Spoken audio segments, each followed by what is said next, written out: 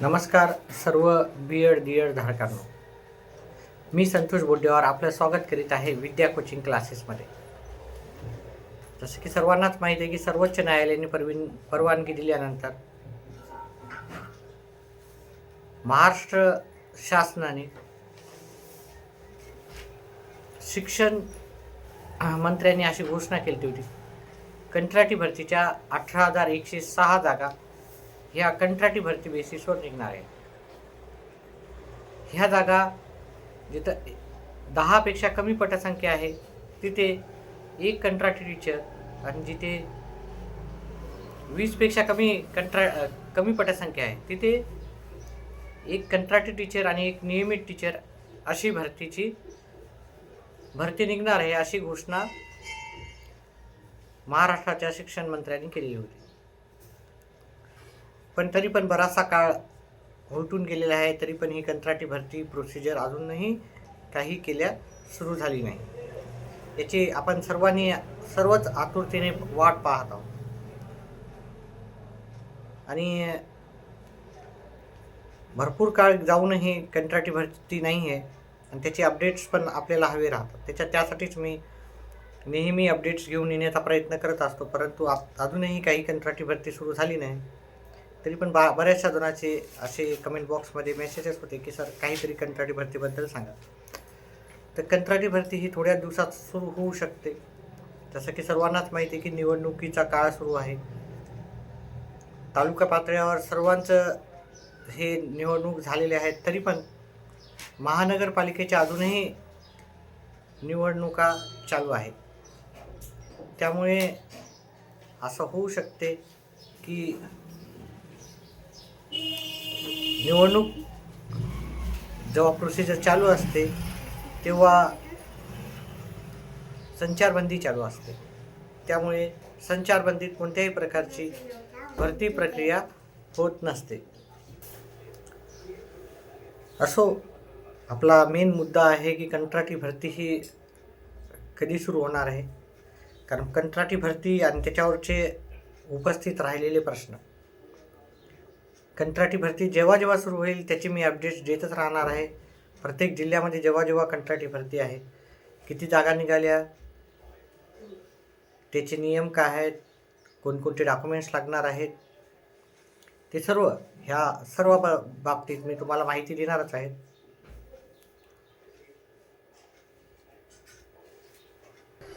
परंतु आता कोणत्याही प्रकारची कंत्राटी भरती प्रोसिजर अजूनही कुठेही जाहिरात आलेली नाही आहे.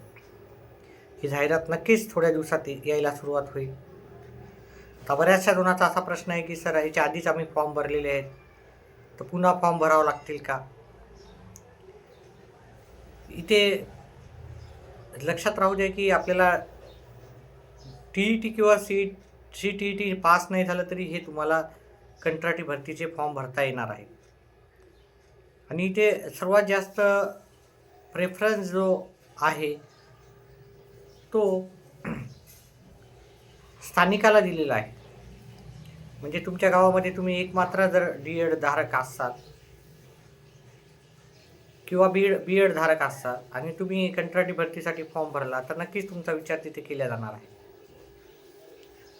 किंवा गावामध्ये समजा की 2-3च आहेत DED धारक आणि मग त्याच्यातूनच तुमच्या शाळेमध्ये, तुमच्या गावातल्या शाळेमध्ये तुमची नेमणूक होणार आहे. त्याच्यामुळं स्थानिक रहिवासी प्रमाणपत्र काढून घेणं अत्यावश्यक आहे. जर 20पेक्षा कमी पटसंख्या असेल तर तुमच्या गावामध्ये तुम्हाला 2 जागा दिसतील, पण त्याच्यातली एकच जागा ही कंत्राटी स्वरूपाची राहणार, एक नियमित टीचर तिथे राहणार आहे. आणि ते फॉर्म भरायचा, पुन्हा भरायचा नाही, फॉर्म कुठं भरायचा याची सध्या तरी काहीही माहिती आपल्याकडे उपलब्ध नाही आहे. मागच्या वेळेस ऑफलाईन पद्धतीने आपल्याला जिल्हास्तरीयवर जाऊन तिथे फॉर्म भरून द्यायचा होता. ह्यावेळेस ऑनलाईन राहील किंवा ऑफलाईन राहील याच्याबद्दल काहीही माहिती नाही. ऑफलाईन राहिलं तर भरपूर गैरव्यवहार होण्याचे चान्सेस असतात. त्यामुळे भरपूर जणांची मागणी आहे अशी की ऑनलाईन पद्धतीने राहावं. कारण एखाद्या गावात चार DED धारक आहे आणि तिथे एकच जागा आहे, तर असं साहजिकच आहे की बाबा ज्याला सर्वात जास्त मार्क पडले त्याचा नंबर लागायला हवा. पण इथे ओळखीच्या आधारे भरपूर जागी निवडणूक म्हणण्यापेक्षा त्याची निवड होती.